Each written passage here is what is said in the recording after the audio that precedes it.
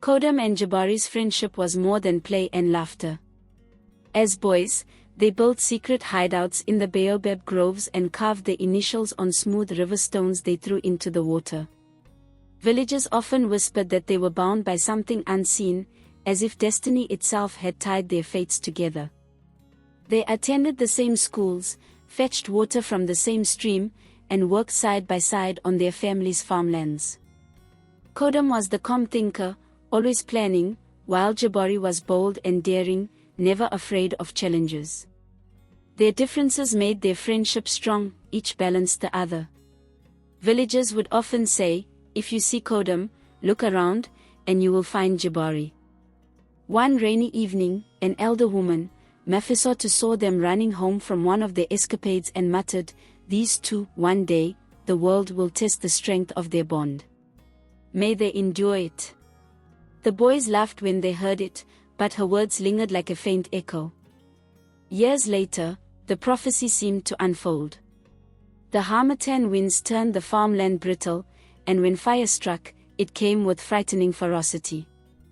The wind carried flames so fast that farmers barely had time to gather their belongings.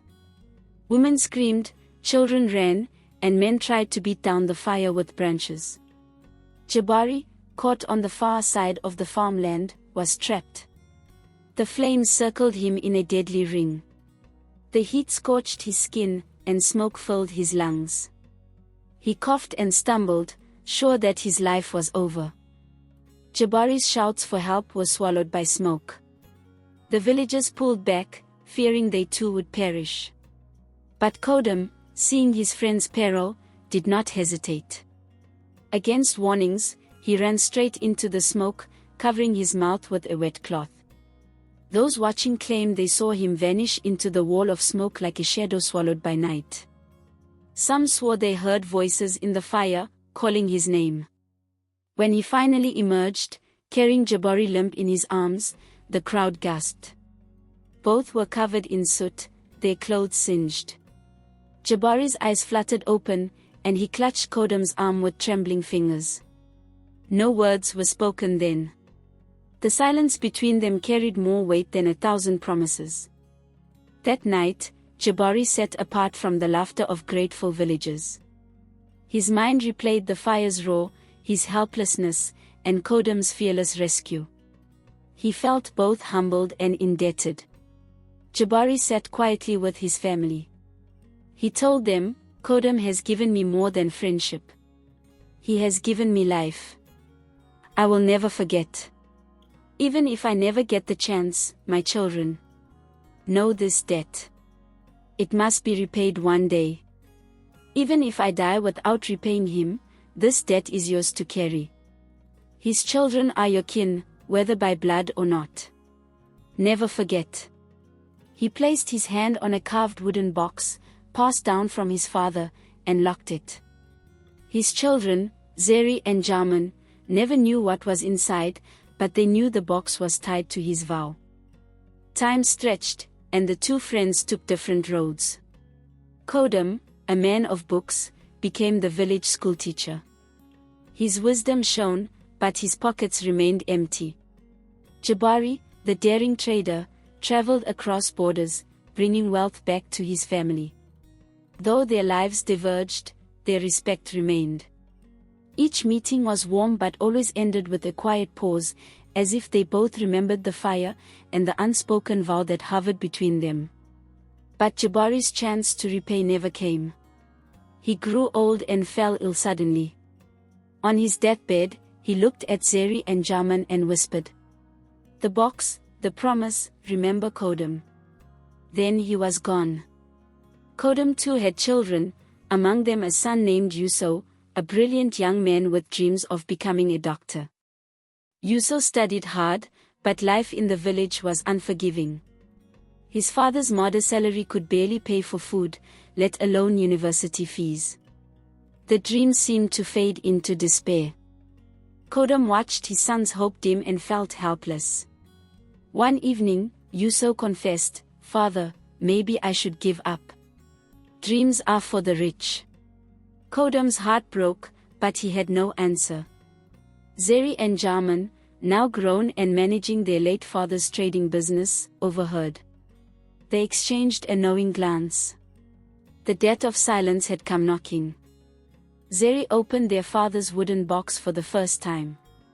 Inside lay a single folded letter and a worn stone.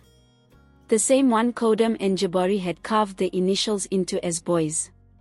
The letter was simple.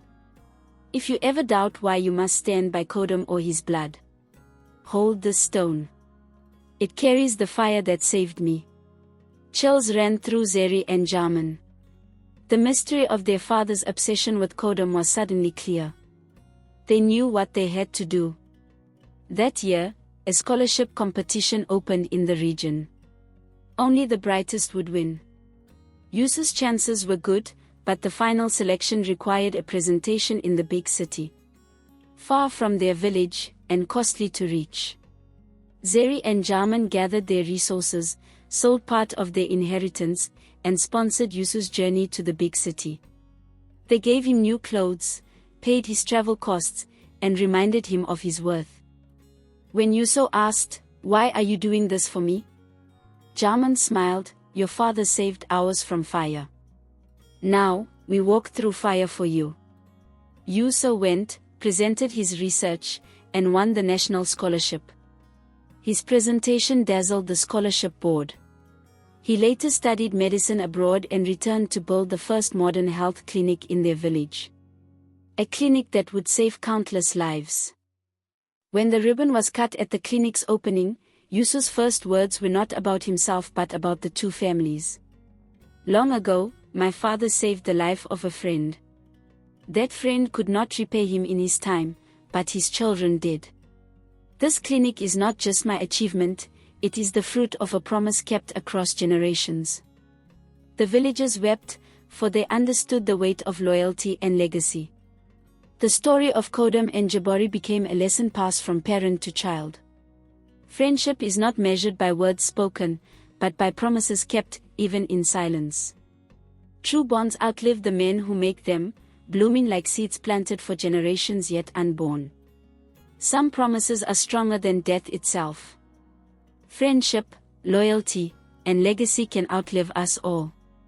If this story touched your heart, don't keep it to yourself, share it with someone you value deeply. Like the video if you believe in bonds that last beyond a lifetime. Subscribe for more inspiring African tales. Comment below. What promise or bond do you want your children to carry forward?